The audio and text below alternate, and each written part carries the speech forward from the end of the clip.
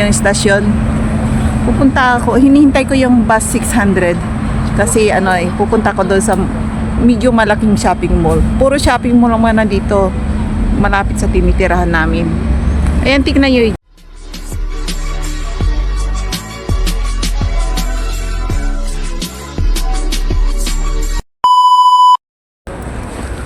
Yan, nandito tayo sa harapan ng municipal at pupunta tayo doon sa kabilang shopping mall. Doon tayo manananghalian. Mga alas 12 yata. Tignan nyo yung mga tambak na snow. Grabe. May araw. Umaraw ngayon sa wakas. Ayan o. Mag-iisang buwan na kulimlim ang langit. Pero may araw nga, useless. Napakalamig. Tingnan nyo yung ilong ko na umula na naman yung kamay ko nagdadry tingnan nyo yung mga tinatambak nila yung mga yelo lang rito. Ayan, super lamig. Ayan, doon pa sa kabila sa in front of municipal maraming snow rain na nakatambak. Ayan dyan. Ayan, maganda rito sa kanila pag tag-init, puno ng mga tao to at mga restaurant, nilalabas nila yung mga upuan sa labas at pwede kang kumain sa mainit na araw. Ayan, ayan dyan. Ayan yung nasa likod ko, hotel yan pwede kayo mag-stay dyan, kaso nga lang mag-book kayo ng maaga at magpa-reserve kasi punuan yan. Dito sa kanila maraming tourist attraction kang mapupuntahan. Kung dito ka mag-hotel, parang sentro ito ng Poland at saka Germany. Malapit lang dito. Mura rito. Kasi kung halimbawa pupunta kayo ng Poland, pwede kayo mag-stay rito kasi mura ang mga hotel dito kaysa sa Poland. At or di kayo sa Germany. Mahal ang hotel sa Germany. Malapit lang ang Germany sa amin kaya karamihan dito muna nagbo-book ng hotel. Tapos kasi mag-drive ka lang mga 15 minutes Germany na kaya pwede kayong pumunta rito at mag-hotel na lang. Tapos kung halimbawa pupunta kayo ng Berlin, ayun, dire-diretso na, pahinga lang kayo rito, malapit lang. Ayan, maganda diba yung parang Castillo na style. Yan ang municipal city nila. Ayan. Diyan kami ikinasal ng asawa ko dito mismo. Ayan. Kaya nung nakasot ako ng pangkasal, tingin na ng mga tao rito Asian tsaka yung asawa ko. Ayan pwede kang pumasok diyan. May time na pwede kang pumasok diyan sa loob. Hindi araw-araw may time lang. Kaya diyan kayo. Ayan, masarap magpainit sa malamig na lugar Ayan, nagpapainit ako. Kaso nga lang yung init malamig, frozen din. Ayan, tingnan niyo Diba? Maganda. Painit tayo. Hindi ko alam kung anong araw pwedeng pumasok diyan sa loob. Ayan. Free ang pumasok diyan sa loob pero ngayon yata bawal. Kasi may opisina diyan sa loob Ayan diyan. Yan tayo. Tara sa kabilang mall, nagugutom na ako. Ayan, tingnan niyo rito. Mas lalo rito. Super ang mga yelo. At tingnan niyo diyan may sushi restaurant yata yan dyan. Ayan, yung Chinese and Japanese restaurant. Mayroon dyan. Tingnan niyo Ayan yung Japanese restaurant. Pero ang may-ari, parang yata Vietnamese. Mga workers nila mga Vietnamese. Ayan. Lang pangalan lang, kunwari pangalan lang, Chinese and Japanese lang. Para maraming pumunta. Alam niyo naman ng mga taga-Czech, ayaw nilang kainin yung mga pagkain ng mga Thailand at Vietnamese. Pag nakita nila ang tatak ay Japanese at Chinese. aba, tara doon tayo sa Chinese Japanese. Sabing ganon. Ayan dyan. Gusto ng mga mga taga-Czech na kainin yung Chinese food at Japanese food. Pero kapag ang nakalagay dyan is Vietnamese, halos walang customer mga Vietnamese restaurant dito kasi umaayaw yung mga taga-Czech eh. Ayan. Kaya ginawa na lang nilang Chinese and Japanese restaurant.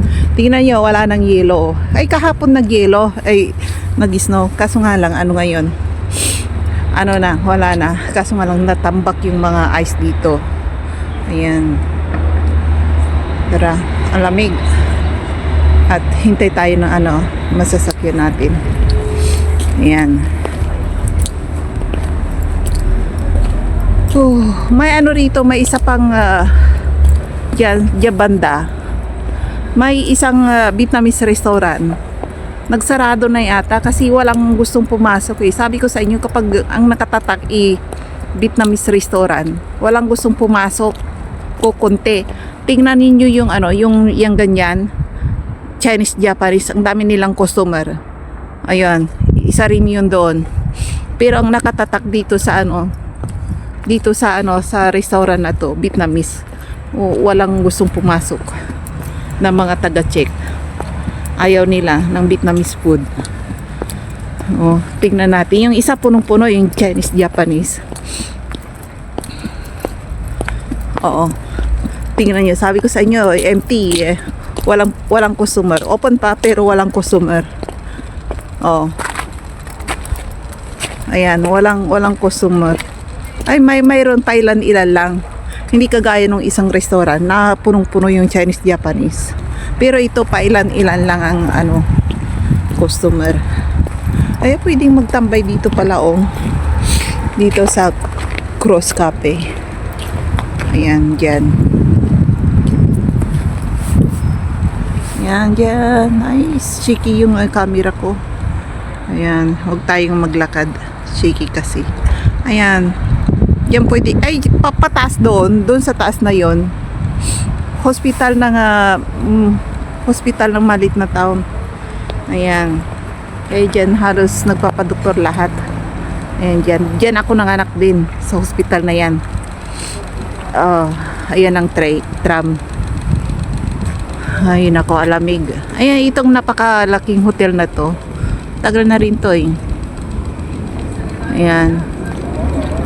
Ayan doon tayo sa ayan tignan niyo yung tram. Medyo malaki yung city nila rito kasi doon sa kabila shopping mall city rin, main station yun. Ito second stop ng bago mag station. Ayan ayan, tignan niyo yung station. Pupunta ako, hinihintay ko yung bus 600 kasi pupunta ko doon sa medyo malaking shopping mall. Puro shopping mall naman nandito. Malapit sa tinitirahan namin. Ayan, tignan nyo dyan. Yung may yellow sa baba is Memorial. Puninaria yan dyan. Makakabili ka ng dyan. Ba yun yung ataol. Dyan ka Ayan. Wala pa yung nanginginig ng kamay ko. Tingnan mo. Ayan. Grabe. Ang lamig. Alas 12 na kasi, pupunta sila doon sa kabilang shopping mall, doon kakain ng tanghalian. Mura ang mga pagkain doon. Ayan, punta tayo doon. Puro tram ang mga nandito eh. Tingnan ninyo yung Memorial, oo. Tapos ay gilid ay hotel. Ayan. Pag may namatay dyan sa hotel na yan, diretso sa Puninaria, yan, dyan lang yan. Or kung hindi kaya may nasagasaan dito, diretso sila sa Puninaria. Kakatok lang sila. Puninaria na kaagad. Yan, di ba? Mismong harap ng shopping mall, ha? Yan, may bago yata rito, magbubukas. MP. Ayan. Ayan yung tram nila. Ayan. Alamig. Grabe alamig. Dito tayo magtambay. Ayan. Grabe ang lamig. Ayan, hintayin natin yung bus 600 bago tayo pumunta dyan. Para ano. Napakalamig. Grabe. Ayun, marami pa kasing ice na hindi natutunaw. Tingnan nyo yan sa sahig. Yung mga bilog-bilog na yan, asin yan. May sinaboy ng gobyerno. Yung may ano, parang traktor. May naglilinis rito. Kapag marami ang snow, nililinis nila yung kalsada. Sinasabuyan nila ng asin. Yung asin hindi pa bakit sabi nyo sinasabuyan ng asin? Di sayang naman, di ba sabi ninyo? Kasi sinasabuyan nila ng asin para hindi madulas yung mga sasakyan at saka yung mga tao. Kaya yan, sinasabuyan nila yung mga daan ng mga asin. Ayan, ang dami nasa gilid. Ayan pa Ayan. Mamaya pa uwi yung anak ko parang pauwi na yon. Diyan ang school niya, malapit dyan. Diyan ang school niya. Ayan, hintayin natin yung bus.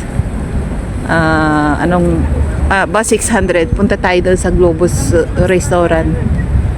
Ayan dyan. Dito muna tayo magtambay para alam ninyo.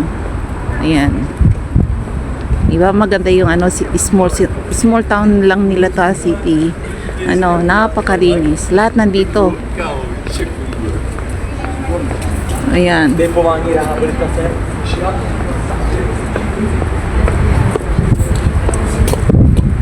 Ay, nakakasilaw yung yung araw. Grabe ang masakit sa mata eh. Yan tayo. Ayan, tingnan nyo yung mga ater ng mga matatanda rito. Maganda talaga yung suot, yung mahaba hanggang sa tuhod.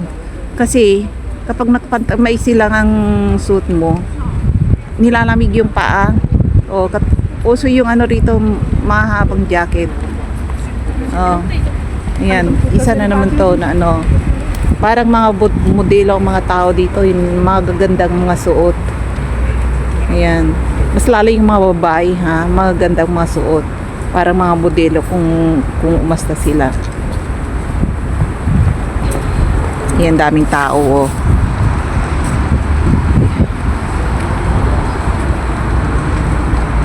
Ayan yan, sinasabi ko, may puninarya sa dyan tayo para makita natin. May puninarya ayun, wala pa yung bus ko. Puninarya. Hintayin natin yung bus ko. Bus 600. Ito puninarya. Ay, nako. Tagal. Kaya yung mga tao, alam nyo kung saan ang takbuhan. Sa loob ng mismong shopping mall kasi mainit, may heater dyan.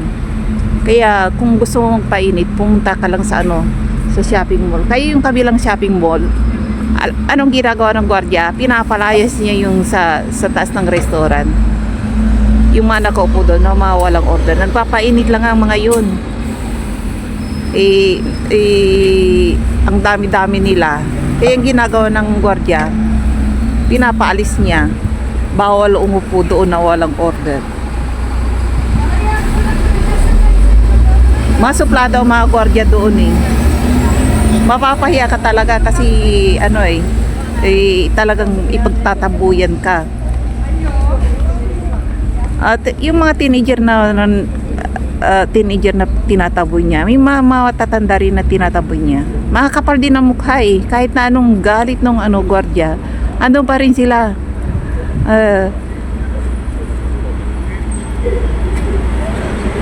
Balik-balik, mga teenager, pasaway. Ayan, hintayin natin. Ayan, ganito kapag mga tanghali, maraming tao kasi labasan na ng mga student. Dito ngayon hindi pa medyo traffic ha. Ayan. Pagsapit ng alas 5, makikita mo yung sasakyan doon sa kabilang kalye. Doon sa kabila. Doon lang kasi pwedeng mag-drive yung mga private car. Pero yung mga pampasahero ng mga bus dito at saka tram, hindi pwedeng rito sa way na to. O mga bus lang ang dumadaan. Hindi pwede ang mga kotse huhuliin ng pulis. Yan. Dito lang paradahan ng pulis yan tuloy. Paradahan ng mga bus, tram. Ayan, dito ang hintayan ng lahat. Kaya yung mga private car, mga kotse, bawal dumaan dito. Sa mga first timer, kung minsan yung navigation, tatanga-tanga minsan yung Google Map, idadaan ka talaga rito. Katulad namin sa sa Praha. Yung Google Map ba naman idinaan niya kami sa mismong gitna ng city, bawal doon, hinuhuli ng mga pulis. Ayun, nagkaroon tuloy kami ng penalty. Kaya kung minsan delikado rin yung Google Map matagal pa yung yung bus ko. Nasaan na kaya yun? Pagutom na ako Siguro ang daming tao doon sa restaurant na yun. Punuan na naman. Ayan, hintayin natin. Tara doon tayo at mas maganda rito kasi doon nakakasilaw ang maganda nga ngayon kasi may araw. Dati nakakasilaw yung araw. Grabe. Ayan, kailangan may shade ka na magmaneho nito kasi nakakasilaw. Ayan, mga student na labasan na nila. Ayan, napakagwapo ng mga tao, di ba? Tingnan niyo sila,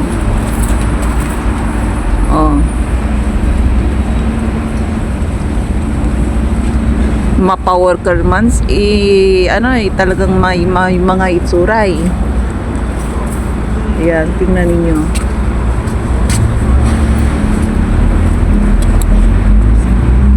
Sana yung yan ang bus 600 ko. Sige na, bye na.